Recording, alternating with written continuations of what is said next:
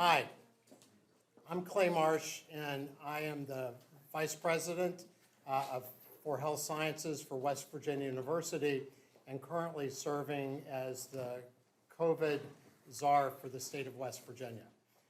This exciting announcement is being done today that is going to be led off by Governor Jim Justice. And he would be here standing in my place had it not been for a very unexpected exposure that he had recently to somebody who tested positive for COVID-19. And even though we have helped, make sure that the governor is aware that because he is fully vaccinated, he is really 100% protected against having any kind of problem from this. And even with that understanding, and he does understand that well, given the experience we've all had with COVID-19, he wanted to make sure that he was working with an abundance of concern for everybody in this room. And just like he's done for the entire pandemic for the state of West Virginia, he has put others' safe care first over his own. So he is going to come in by Zoom and join us for this exciting announcement. And I just wanted to make sure that people who are watching were aware of why he wasn't here in person, and also aware that he is safe and we have no concerns about any real problems to his health from this exposure. But we also appreciate his consistent caring for people of the state of West Virginia, including people who are here today. So thank you.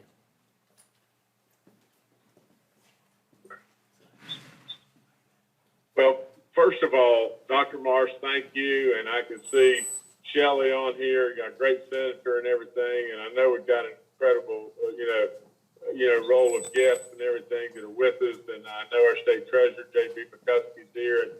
And I know many others, especially, the great people at DataRobot that are with us.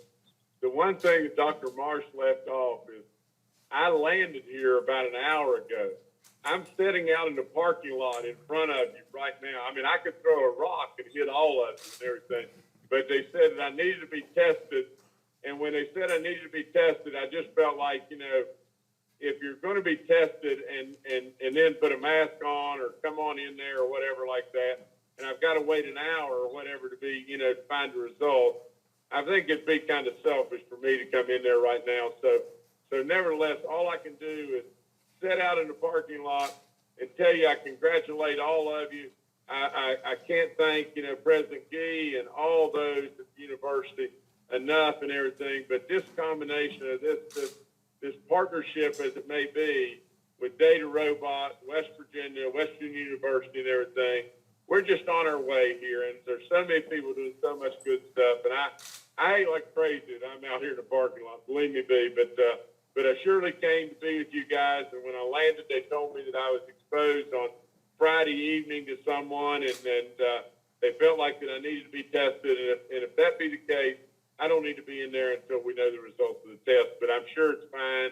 I feel fine, and I hate like crazy I'm not with you, but anyway, I thank all those that are here, and especially I thank those at DataRobot. I know that they'll learn in every way to love West Virginia as much as we do, because we know that this has been the diamond in the rough that everybody's missed, but now a lot of people are beginning to find it, and that's really great stuff. So again, thank you for having me, and I wish you all the best. I know I'll be with you a bunch of times as we go forward, but thank you again.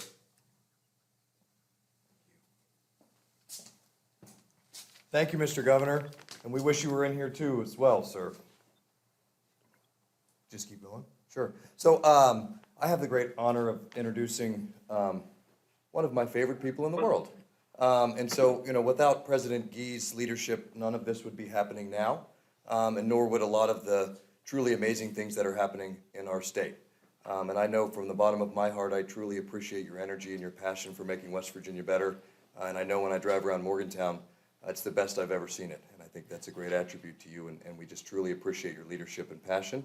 We'd love to hear what you have to say. Well, thank you very much. Thank you. Governor, we'll bring you a little lunch or something out there when you're in the car. We went out to see our governor, and I know that he's he leads by example, and I think that's wonderful that he's doing this, although we do miss him. And Senator Capito, I see you right now, so we are blessed to have a great senator in Senator Capito. Senator Manchin does a great job for us. Obviously, the world is in many ways revolving around West Virginia right now. And we believe it's revolving around West Virginia in a number of ways. So I'm pleased to be here today to talk about what I think is really a unique and exciting partnership that will help West Virginia University, help the great state of West Virginia, and all of us to better position ourselves in this post-pandemic world. As the future brightens, and it is brightening, as you can see, we have a once-in-a-lifetime chance to harness change and make it work for us. Our Governor Justice, whom we just heard from, understands this, and I want to thank him for joining us this afternoon, even in the parking lot by Zoom. And we value him and our congressional delegation as they all continue to cultivate and support vital relationships, which I believe will have a tremendous impact on the lives of West Virginia University, our students, our faculty, and ultimately, obviously, the most important thing is for the people of West Virginia. There is probably no better example of a partnership than the one that we're announcing this afternoon between West Virginia University and DataRobot, a company that enables organizations to leverage the transformational power of artificial intelligence, turning that data into valuable insights.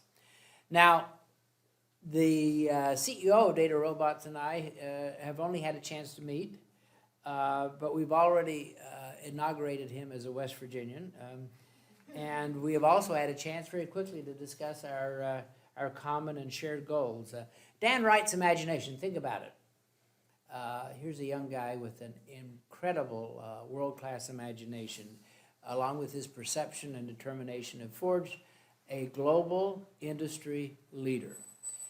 Now, of course, DataRobot is expanding once again. So I want to thank Dan and welcome him to West Virginia, and more importantly, to welcome his team and let all of you know that we are grateful to have you here. This is going to be not a good partnership, not even a great partnership. It's going to be a world-class partnership. Thank you, sir. Thank you, President Gee. And like I said, my name is J.B. McCuskey. I'm the state auditor. And next I'd like to introduce Dan, who's the president of DataRobot. And so our office was drawn to DataRobot when we were looking for creative solutions to make the government and our office work better. And so we saw that their technology could do for the numbers. What we were unexpected was the culture of your company just matches the people of West Virginia so perfectly. And it was impossible for us to not try to get you here. And so today is something that was a gleam in my eye at one point, and it's just so awesome to see these amazing people around here who are welcoming you here, and I just can't wait to see what we achieve together. So Dan, could you please give us a few remarks? Thank you. Yeah, thank you so much, JB. I do want to start by just thanking JB McCuskey, Sarah Biller, without whom we would not have today. Today wouldn't have been possible. I also want to thank President Gee for his vision of creating opportunities here at WVU and throughout this great state. I also would really like to thank Governor Justice. It's unfortunate that we couldn't be together in person today, but this is the first of many visits, so I'm sure we're going to have many opportunities to meet in person, and very much looking forward to that. I also want to thank Senators Manchin and Capito for their virtual representation, and looking forward to spending more time together. Appreciate all of the support and the great work that they're doing in West Virginia, and also for Congressman McKinley for sending representation. Very excited for the partnership. And I'm very excited to announce today that DataRobot is creating has created an office right here in Morgantown. We've actually already started hiring. We hired our first employee from Morgantown yesterday, and I believe it's the first of many, many more to come, and we're really excited about the potential here. I first was interested in creating a partnership or just learning more about West Virginia when I had a conversation with John Chambers, who I've known for some time. And John told me that West Virginia has untapped talent. And if you tap into that talent and that technical expertise, and you combine it with companies like DataRobot, you can create innovation, you can create change that has a positive impact, not just on West Virginia, but on the entire world. And that's what we see as the partnership opportunity here. As I've gotten to know West Virginia more, I've seen that everything John said is true, and that West Virginia has a pioneering spirit the same way that DataRobot does. And so I think we really are a match that's made for each other.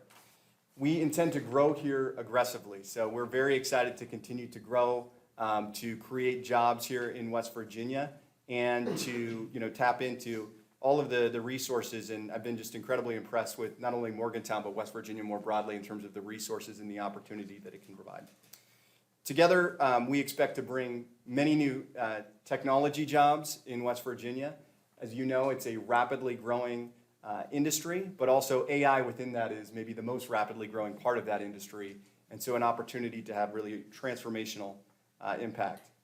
DataRobot, to put in perspective, is growing extremely fast. So we today are 1,300 employees.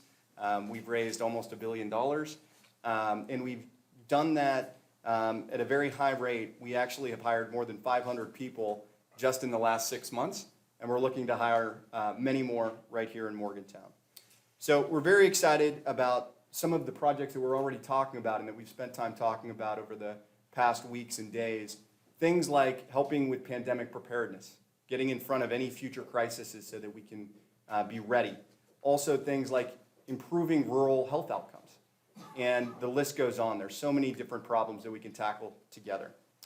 I also just want to say that I think that there is a unique willingness and a desire to harness the power of AI in order to solve these problems. And that's one thing that I'm always excited about. When you have a partner who sees the potential, the sky is the limit. So thank you again to President Gee and to everyone who's welcomed us here. We're very excited about the future in West Virginia.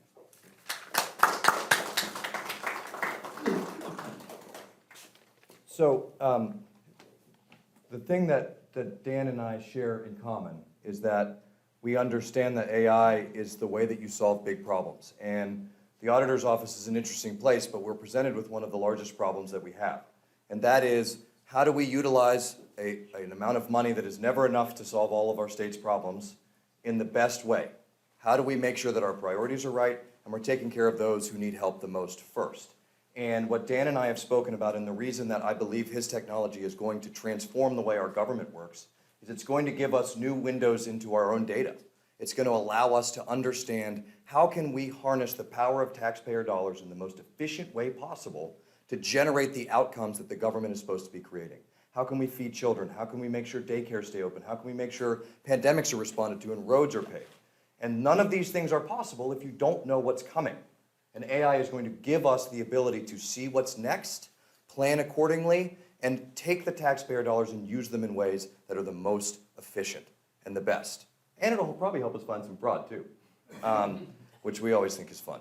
I have the great pleasure of introducing Senator Capito next, and she doesn't need much introduction when you're standing in West Virginia, but what many of you might not understand is when you're a young politician in West Virginia, she sets a real standard for how it is to be hardworking and to be present and to be understanding of the problems of her constituents because she lives them with them. She's at home with us, and her moral ethos and her ethics and her hard work are something that we all strive for. And Shelley, we'd just love to hear a few comments from you. Thank you so much.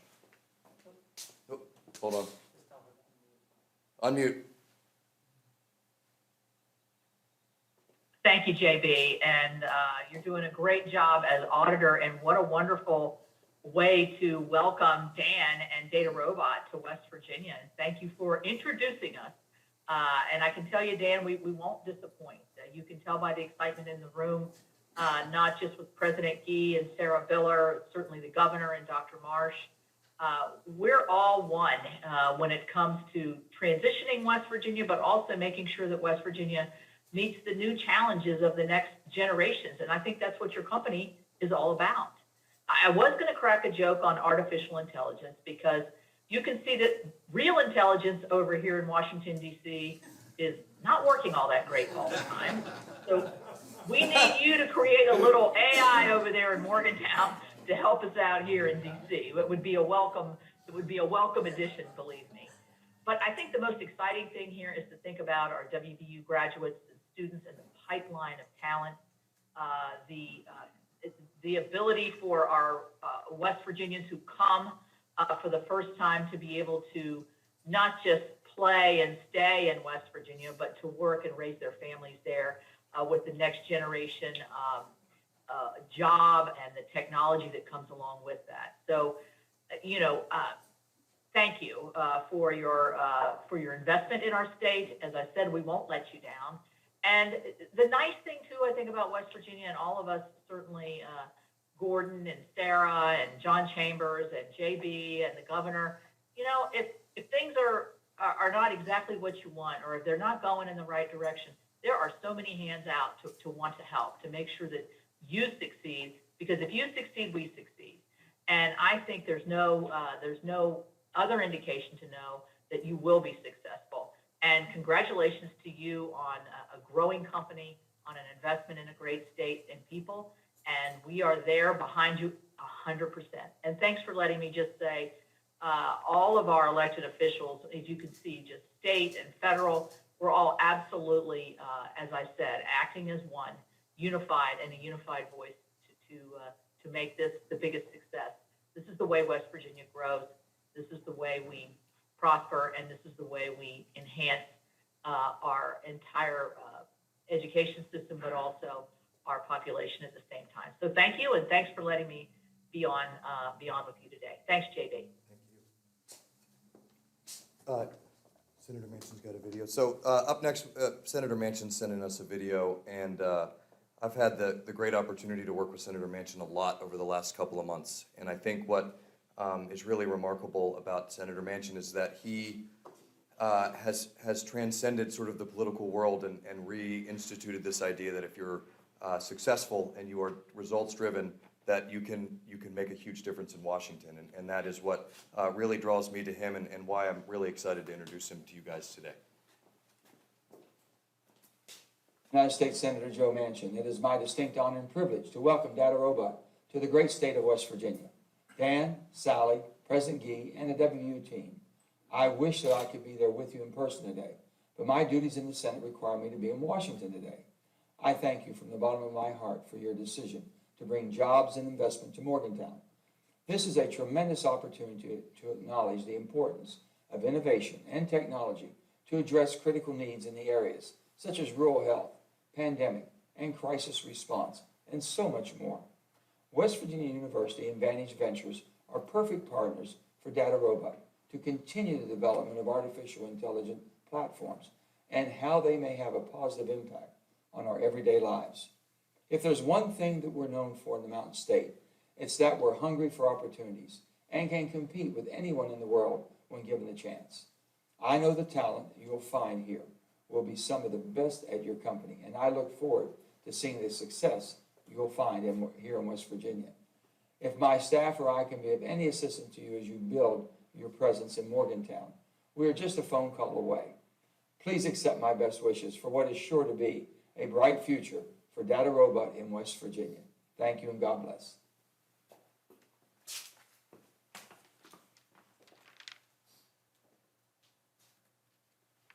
We also have Libby here from David McKinley's office, and if any of you all have ever had the privilege of working with Congressman McKinley, you all know exactly what he's about. And David's an engineer. I'm sure that he would understand this better than any of us, if I had to guess. And he just gets it.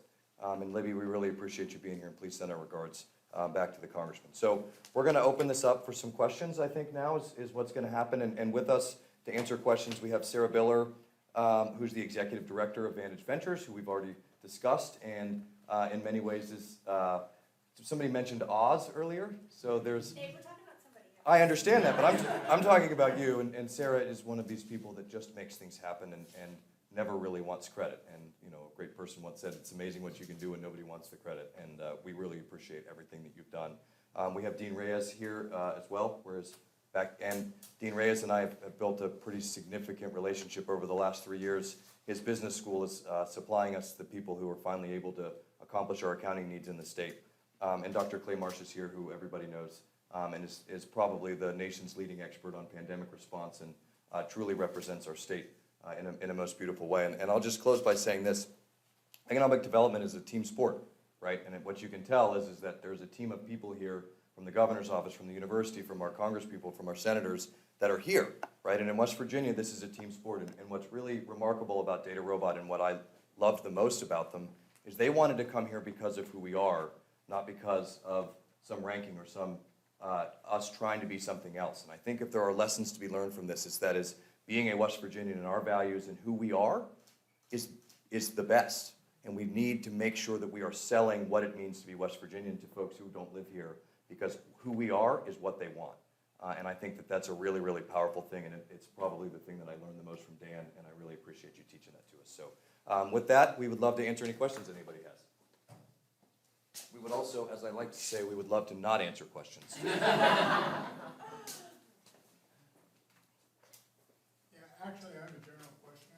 Sure. It could be for really anyone involved in the partnership and the program, but I know everybody's speaking kind of broadly about some of the objectives, but is there a priority West Virginia Project One for DataRobot now that you folks are So established in you and I can answer this question in tandem. So there's a priority one for my office. So they are building out artificial intelligence that's going to enable us to do a couple of things. First, it's going to enable us to understand our state spending in real time.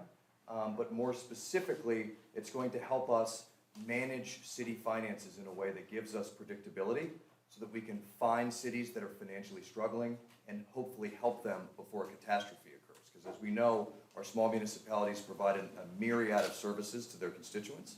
And if they are to start to collapse, the cost going up the chain is exponential. So it's on us to find data-centered ways to predict those outcomes long before they happen so that we can fix them and prevent these catastrophes. That's our project one. And I don't, you probably have one too. I think you said that well. I talked earlier about West Virginia's pioneering spirit and how that's one thing in common with DataRobot. One thing when I was talking to JB that immediately stuck out was the desire to be a leader when it comes to state modernization of state government. And there's so much we can do there. JB just hit on a number of things that we're already, talking about. There's other great ideas. Clay and I were talking about some amazing things we can do to help with healthcare outcomes. Also, obviously, pandemic preparedness. But I think in each of these areas, there's an opportunity for West Virginia and DataRobot to together set an example for the rest of the country and ultimately the world. This is for the auditor. So how does the partnership here being announced today play into the transparency initiative you've already, Sure. started in 18, 19? Absolutely. So it's all together, right? And what's really interesting about this is there's a great big John Chambers connection to all of these things. Yes. And so, John is just such a visionary. It's what his real great strength is I think seeing talent and seeing what's coming. But the idea here is that governments generate an enormous amount of data and end up guessing on the future, which is a very, very dangerous thing to be doing with a lot of other people's money. And so what transparency does is it enables constituents to hold their elected officials accountable. It enables elected officials to understand what's going on. And what AI does is it enables us to take this new set of data that we've generated through the transparency, right, and then analyze it in a prospective way. So the goal here would be, how can we say what our budget's going to be in 5 years if we take this action? So, we have Mike Rainey in the back, who's director of the economic development for the state. So let's say Mike can go to the legislature and say, if we can invest $350 million in these sectors, this is what will happen in our budget in year 2028 or 29, right? And this is the kind of technology that gives us the ability to have a trustworthy outcome predicted. And it's really the trust is the point, right? So if you can't trust what it's saying and it doesn't generate actions, there's no reason for the data to even be there. And so we have to start building ways for us to make better decisions and understand what's going to happen when we make those decisions. And that's what the power of AI is for government. Yeah. So the next question that popped up then is like, what are the types of skill sets and positions you're going to need? Because you're not just going to need coders and developers. You're going to need analysts. Well, that's kind of the beauty of this partnership is DataRobot was founded on the idea of democratizing AI, democratizing technology, democratizing data, and the ability to apply advanced analytics to that data, just as JB was talking about. JB and I were talking about data being the new coal, right? It's this huge resource that you have. How do you generate value from the data? What DataRobot does is it automates a lot of the tasks that previously data scientists had to do manually, so that people who are not data scientists, people like business analysts, policymakers, they can make better decisions. And ultimately, that's what's really great. And in terms of the skills that we'll need, we really need people who, more than anything, have a passion for solving hard problems with data. Anybody can do it. We have the ability to educate folks quickly so that they can get trained and start using the platform and solving problems, and then that creates a flywheel where you want to do more. And that, of course, is the power of a partnership with the university, is the fact that we produce the talent, they hire the talent, and together we have a great marriage. And the other thing I would just say in connection with what we're talking about is the university and the state have agreed together that we're going to focus on three things. We're going to focus on education, we're going to focus on healthcare, and we're going to focus on prosperity. And this answers all three of those because of the fact that what we're really doing by creating this new platform, we create an educational opportunity and an enterprise that we can build upon like few other places. Second of all, healthcare is the tent pole. If we do not have a healthy population, we will not grow, will not flourish. And the ability to be able to analyze that and be able to work with our academic medical center, with our health system, all of that together, all of a sudden we'll have all these pieces of data that we can say that we have much better resources.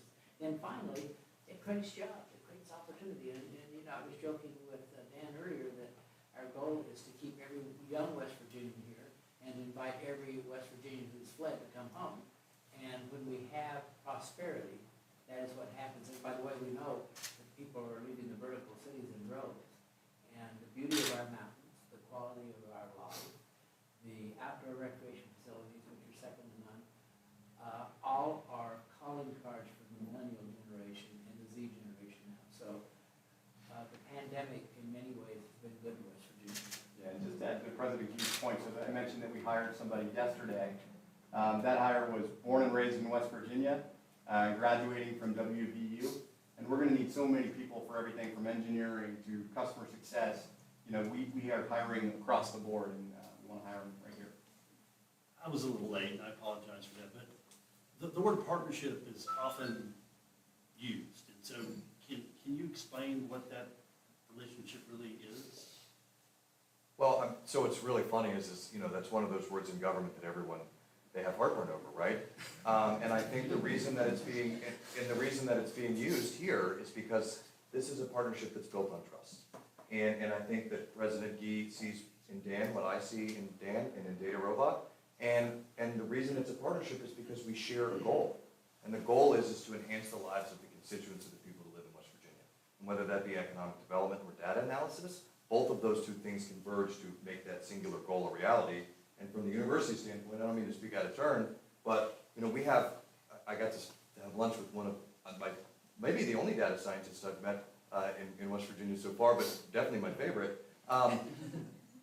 If we can start pushing our graduates into places like this, it elevates the school to a level where it should be, where it is in all of our minds, and we know where it can go. And so these are the kind of partnerships I think that are easy to say that word about because it's just a win-win all the way around. And there's an example of that that's very present. We really have the best forensic science program in the country. And the reason we have that is because the FBI built a huge facility 20 minutes from here. And so we partnered with them, and they cannot hire enough of our graduates, and we can't create enough opportunities for them. And this is the very same kind of partnership, because it's not simply one in which we say we like each other. We do, but we also are going to make certain that we do the things as a university that enables and empowers them to be successful, and in turn, they're going to build a great company right here. And it's that flywheel approach that we're very anxious to continue to grow.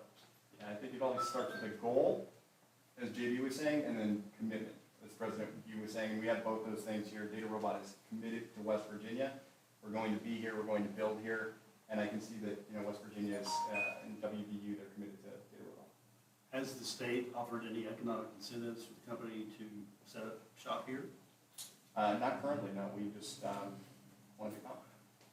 And we have a contract, my office has a contract with them, so I don't consider that an economic incentive. They are doing incredibly valuable work at a price that is, I think, way lower than it probably should be, quite frankly. And so the answer is not yet. But they do work in my office right now. They're actually meeting as we speak to build out the platform for the first two of our projects. So you have someone in Charleston, in your office, posted from DataRobot there doing work? He drove down there this morning for their first meeting at 1 o'clock today. Yeah, it's kind of how we like to operate. We just like to dive in and solve hard problems. Yeah. And the partnership grows. And I do think that's the thing. Like, I expect that our investment's going to continue to grow in West Virginia, and the investment in West Virginia will continue to grow in DataRobot, and that will happen over time. Yeah, I would just say the incentives are people and compassion. I think that's a hell of an incentive. We have time for one more question. Yes, you mentioned your first hire. Do you have an idea of how many jobs this will bring to the area and what sort of timeline? Yeah, great question. So just to be really concrete about it, I went around the table. I had my whole senior leadership team together in person. This is out in California last week. And I went around the table and said, how many people can you hire in Morgantown? How many people can you hire in Morgantown? And, we collected right there, 30, 40, positions right away that we're, hiring for now. You go on our website and there's lots of different roles where we're hiring in Morgantown. But I think from there, over time, there's ability to have hundreds of jobs here and, potentially much more. The company, as I mentioned, is growing extremely fast. 500 people in the last 6 months, and, we're accelerating. So I think there's going to be a lot of jobs here in Morgantown that will be created. All right, I think that's it. Thank you guys so much for having us. We really appreciate it. And we'll be available to do interviews,